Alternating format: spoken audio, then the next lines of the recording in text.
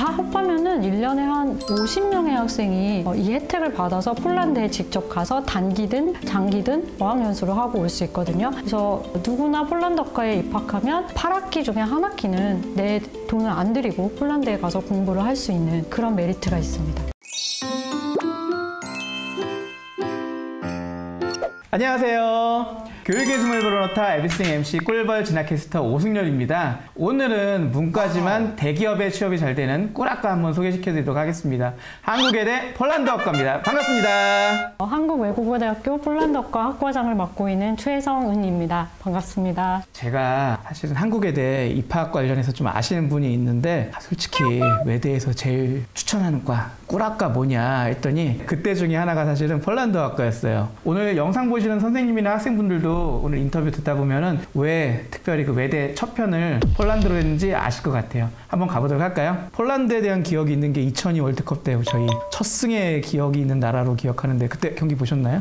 네, 저는 경기장에 가서 그 경기를 관람을 했고요. 당시에 이제 교육부에서 지침이 내려왔어요. 폴란드학과는 일찍 휴강을 해라. 이제 6월 달에 우리가 경기를 했잖아요. 그래서 5월 말에 학기를 마치고 교수진들과 학생들이 모두 자원봉사자로 폴란드 팀 경기가 있을 때마다 가서 도움을 드렸었죠. 그때 첫 경기가 2대 0으로 이제 우리나라가 이겼잖아요. 그래서 4강 진출에 발판을 마련해준 고마운 나라가 폴란드입니다. 점수 스코어까지 기억을 하시네요.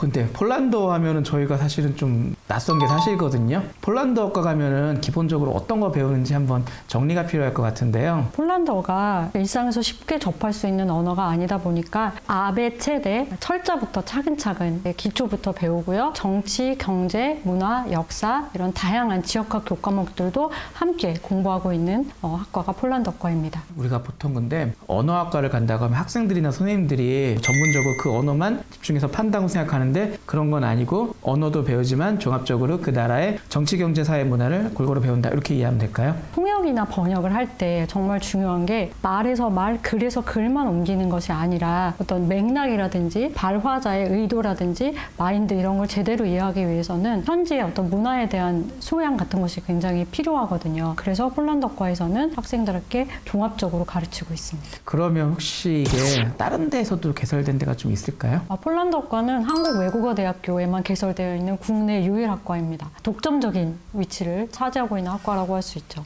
독점적이어서 그러면 약간 오는 장점이나 뭐 이런 건 있을까요? 엄청난 장점이 있죠. 일단은 폴란드라는 나라 자체가 지정학적으로 너무 중요한 나라거든요. 유럽의 한가운데 위치하고 있고 독일과 러시아 사이에 있어서 우리 기업이 유럽연합에 진출할 때 교두보로 생각하는 나라가 폴란드이고 거기에 지금 341개의 한국 기업이 진출해 있습니다. 그러다 보니까 국가적 사회적 수요가 엄청 많은 그런 전공이 폴란드어 전공인데 졸업생의 숫자는 한정돼 있다 보니까 폴란드어과의 어떤 위치는 독보적이라고 할 수 있습니다. 이게 제가 알기로 외대는 사립대학이지만 특수외국어진흥법 요거에 의해서 특별한 몇 개 소수 언어에 한해서 나라에서 조금 지원을 해줘서 사립이지만 공립대학 성향을 가진 과가라고 하던데 이게 어떤 건지 좀 궁금한데 설명이 좀 필요할 것 같아요. 2018년도에 국가 발전을 위해서 이 전략 지역의 언어를 잘하는 인재를 양성해야 한다라는 취지로 특수외국어진흥법이 발의가 되고 그 중에서도 폴란드어는 가장 먼저 이제 인재를 양성해야 하는 20개 우선순위 지원 언어로 선정이 되어서 2018년도부터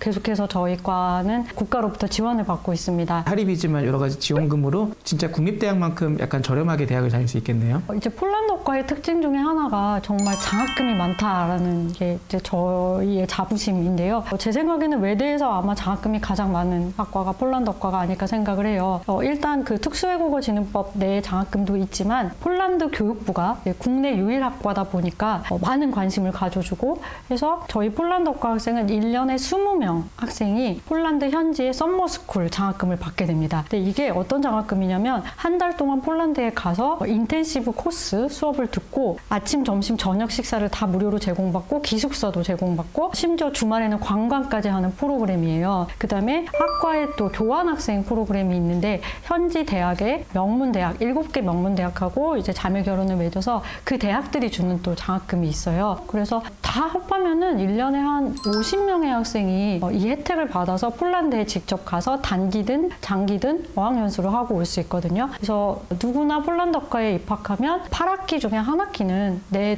돈을 안 들이고 폴란드에 가서 공부를 할 수 있는 그런 메리트가 있습니다. 그리고 제가 좀 조사를 한번 해다 보니까 폴란드 대통령이라든지 뭐 귀빈이 오면은 꼭 외대에 들린다고 하던데 이건 어떤 거예요? 조사를 정말 많이 하셨네요, 선생님께서. 폴란드 대통령이 2013년도에 우리나라를 방문했을 때 외대에 와서 폴란드과 학생들을 만나는 사진입니다. 이처럼 폴란드의 거물급 정치인이 한국에 오면 아무리 바쁜 일정이라도 시간을 쪼개서 학과 학생들을 만나고 또 특강도 해주시고 하거든요. 또 다음 사진 보시면 여기 지금 오밀라노프스카 문화부 장관인데요. 이렇게 장관이 왔다 가면 이제 그냥 뭐 끝나는 게 아니라 장학금을 또 학생들한테 줍니다. 지금 우리 폴란드과 민속춤 동아리가 이날 공연을 했는데 장관이 이제 감동을 받아서 학생들을 불러서 폴란드로 초대를 합니다. 그래서 저희 학생들이 폴란드 가서 직접 춤을 배우기도 했었고요. 그리고 주한 폴란드 대사관하고도 저희가 협업을 많이 하고 있는데요. 지금 이 민속 의상이 폴란드 외무부가 기증을 해준 거예요. 폴란드의 장인이 직접 만든 수공예로 만든 화관과 모자와 민속 의상을 이제 기증을 해줘서 저희 학생들이 이걸 입고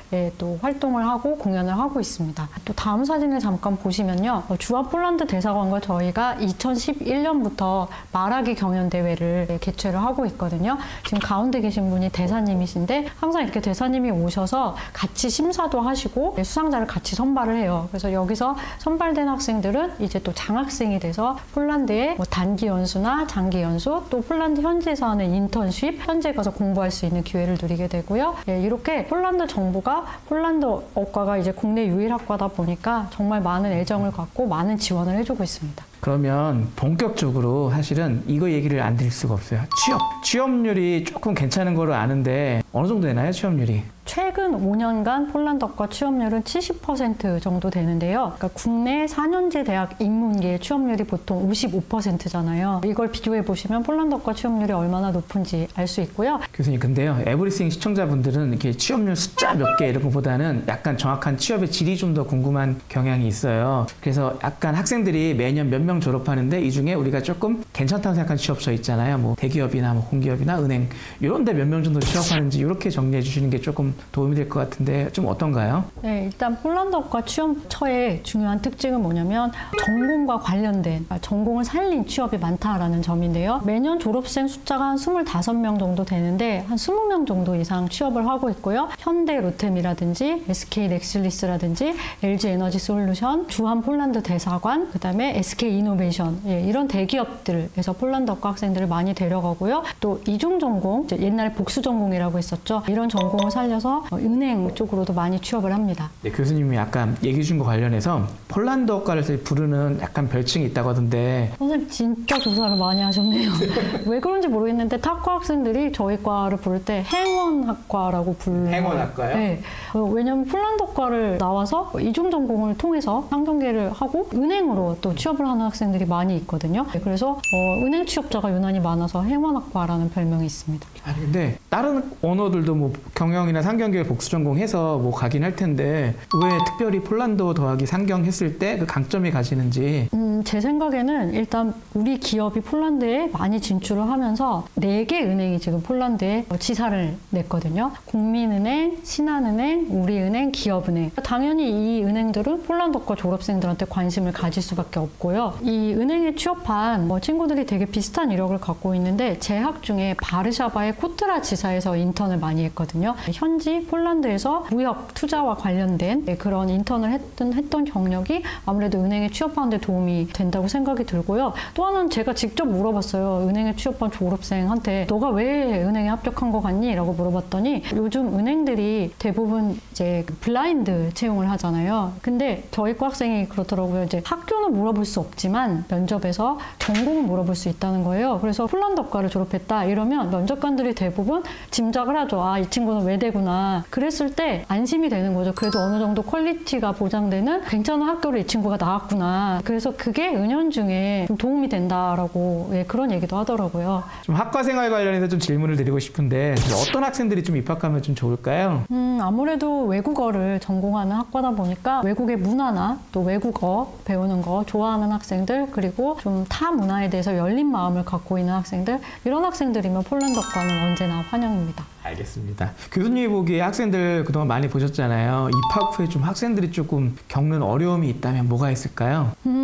아무래도 제가 볼 때는 진로에 대한 불안, 미래에 대한 불안감 이런 것들이 가장 큰 것 같아요. 폴란드과가 취업이 잘 되지만 언어를 잘해야 된다라는 조건이 있잖아요. 근데 제가 얘기를 해보면 본인이 가진 능력에 비해서 내가 많이 부족하다라고 생각을 하는 것 같아요. 근데 언어는 사실 자신감이거든요.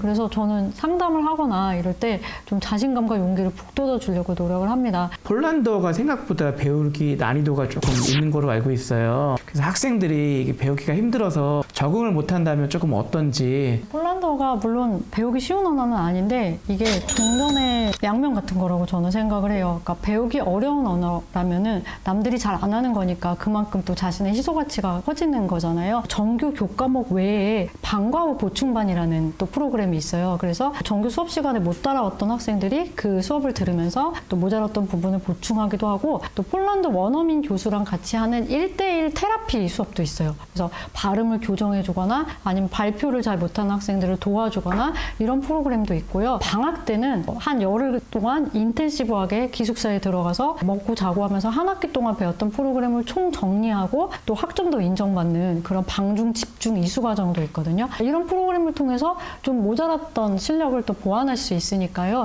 너무 겁내지 않으시고 폴란드과에 오셔서 도전해 주시면 좋을 것 같습니다. 네. 반대로 교수님이 보시기에 그동안 학생들 봤을 때 입학해서 이 부분 제일 만족하더라 이런 건 뭐가 있을까요? 아무래도 폴란드과는 장학금이 많은 학과라는 거, 현지에 나가서 배울 수 있는 기회가 많다라는 거, 그리고 재학 중에 다양한 인턴십이나 현장 실습의 기회를 제공한다는 점, 이런 것들이 이제 학생들이 가장 좋아하는 지점인 것 같고요. 국내 유일 학과다 보니까 저를 비롯해서 교강사진들이 다 폴란드과 출신이거든요. 그러니까 저희가 스승이기 이전에 선배인 거죠. 그래서 사제간의 관계가 돈독하고 선후배 간에 되게 화기애애하고 가족적인 학과가 폴란드과라서 학생들이 많이 만족해하는 겁니다. 진짜 특별하네. 교수님이 다 선배잖아요. 그러면 네. 다 어차피 또 가면 다 후배들이고. 맞습니다. 이거 진짜 특별한 거네요. 서울에서 글로벌 캠퍼스까지 오는 데는 좀 몇 분 정도 좀 걸릴까요?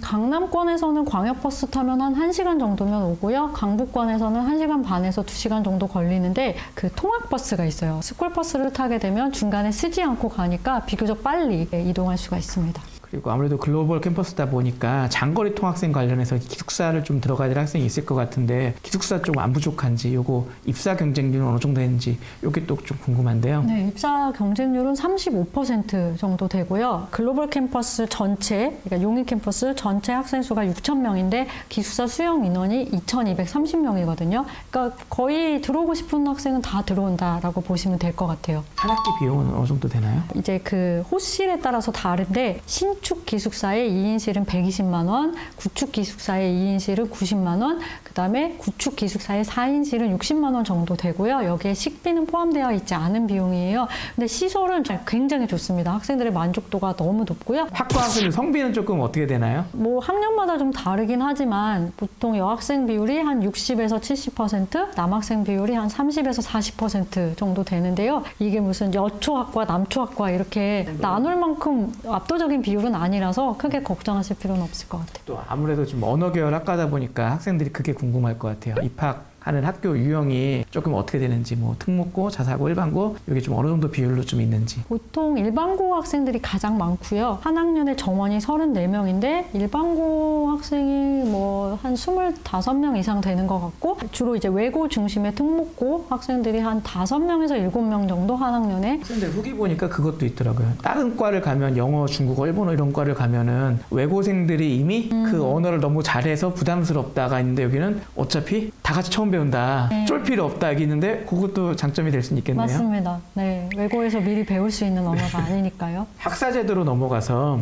복수전공이나 전과가 조금 얼마나 자유로운지 이거 좀 궁금한데요. 외대는 전통적으로 복수 전공이 굉장히 제도가 잘 되어 있는 그런 학교잖아요. 외대가 2개의 캠퍼스가 있잖아요. 서울과 용인에 있지만 이게 로컬리티만 양쪽에 있는 것이지 사실은 2014년도에 본분교가 통합이 되었거든요. 그래서 하나의 캠퍼스예요. 그래서 도서관도 다 양쪽에서 이용할 수 있고 진로 취업 지원센터의 여러 가지 프로그램도 학생들이 다 오가면서 들을 수 있고 문제없이 학생들이 잘 이수를 하고 있습니다. 네, 그 얘기를 하시니까 학생들이 거리가 아무래도 서울 용인 간에 완전 멀진 않지만 그래도 어떻게 서울 캠퍼스랑 이중전공하는데 좀 힘들지 않겠나 이런 의견들이 좀 많이 있더라고요. 그런 거는 좀 어떻게 학생들이 좀 해결하고 있나요? 일단 시간표를 짤 때 이렇게 몰아서 짜죠. 하루는 서울에서 수업을 쫙 듣고 하루는 이제 용인에서 듣고 이렇게 시간표를 나눠서 짜기도 하고 양 캠퍼스를 또 오가는 스쿨버스를 또 잘 활용을 해서 왔다 갔다 하기도 합니다. 그러면 이렇게 폴란드어과에 오기 위해서 혹은 외대에 입학하기 위해서 고등학교의 학생들이 좀 어떤 식으로 좀 준비를 하면 좋을지 교수님이 또 전형평가 해보셨다고 해서 질문 드려봅니다.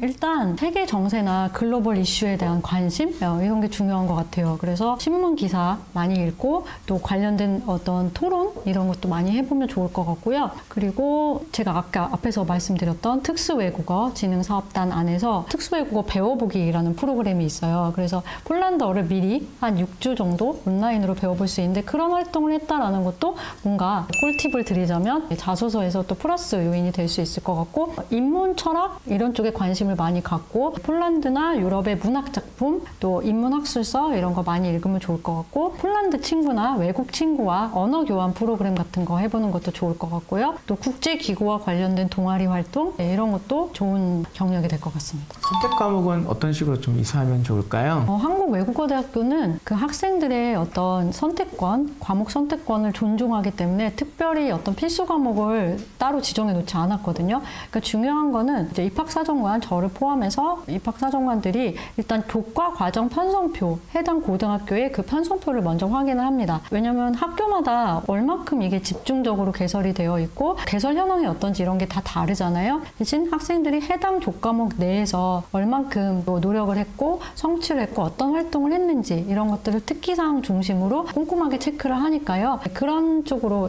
신경을 써주시면 좋을 것 같습니다. 그리고 외대가 좀 언어 관련 학과가 많다 보니까 학생들이 이 부분이 많이 궁금해하는데 언어 관련 학과 들어오기 위한 서류 평가할 때 뭐 국어, 영어, 제외국어 이런 걸 좀 많이 본다고 하던데 조금 해설이 필요할 것 같아요. 네, 아무래도 저 같은 경우는 조금 보긴 하죠. 국어나 제외국어나 영어 같은 경우에 이제 얼마나 노력을 했는지, 그러니까 학업의 성취도 성적이 떨어지기보다는 그래도 좀 이렇게 우상향하는지 뭐 이런 것들을 조금 체크하는 부분이 없지 않아 있습니다. 면접에서 좀 주로 보고자 하는 부분이 있다면 어떤 건가요? 제가 여기서 한 가지 팁을 드리자면 그 면접을 볼 때 그런 학생들이 있어요. 되게 피상적으로 폴란드에 기업이 많이 진출해서 취업이 잘 될 것 같아서 지원했어요. 이렇게 말하는 것보다는 내가 왜 폴란드에 끌렸는지 그리고 이런 부분을 조금 더 구체적으로 말을 해주면 이게 더 도움이 될 것 같고요. 그리고 때로는 좀 이렇게 면접에서 잘 모르는 질문이 나올 수도 있는데 그냥 모르면 모른다고 솔직하게 말해주는 게 더 좋을 것 같고요. 괜히 이렇게 아는 척 이렇게 포장하거나 이러면 마이너스가 될 수 있다는 거. 그리고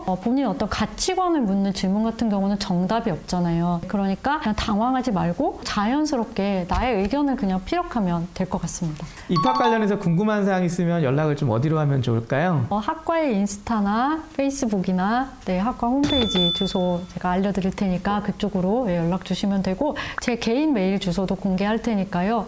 학부모님들이나 진로 진학 교사 선생님들 또 우리 수험생들 궁금한 거 있으면 저한테 직접 물어보세요. 교수님이 보시는 이제 폴란드 어과의 전망은 좀 어떤지 이것도 좀 궁금합니다. 전망이라 하면 현재 시점이 아니라 이제 앞으로 어떨 것이냐를 물어보시는 것일 텐데요. 내가 이제 대학에 입학해서 4, 5년 뒤에 졸업할 때 계속 잘 나갈 것인가 이제 고민들을 많이 하실 텐데 제가 자신 있게 말씀드릴게요. 지금 폴란드는 정말 우리나라와 관련 관련된 이슈가 정말 많거든요. 예를 들면은 우크라이나 전쟁이 터지면서 우리나라에서 가장 많은 무기를 수입하는 나라가 폴란드잖아요. 방산 이슈가 있고 그다음에 원전, 그래서 40조 규모의 원전이 이제 개발될 예정이고 또 10조 규모의 신공항 건설, 이제 바르샤바의 신공항이 만들어지면서 우리 기업들하고 협업을 하고 있고요. 지금 가장 최근에는 우크라이나 재건 이슈가 또 터졌죠. 그래서 전쟁이 끝나고 나면 아마 우크라이나를 재건하기 위해서는 진짜 다양한 우리 기업들이 들어가서 여러 가지 분야에서 사업을 할 수가 있을 텐데 이때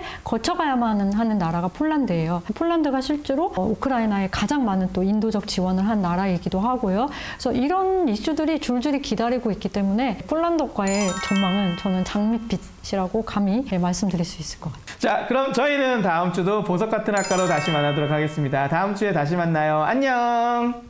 내가 생각하기에 이 언어 더 어렵다. 폴란드어, 러시아어. 하나, 둘, 셋. 폴란드어. 네?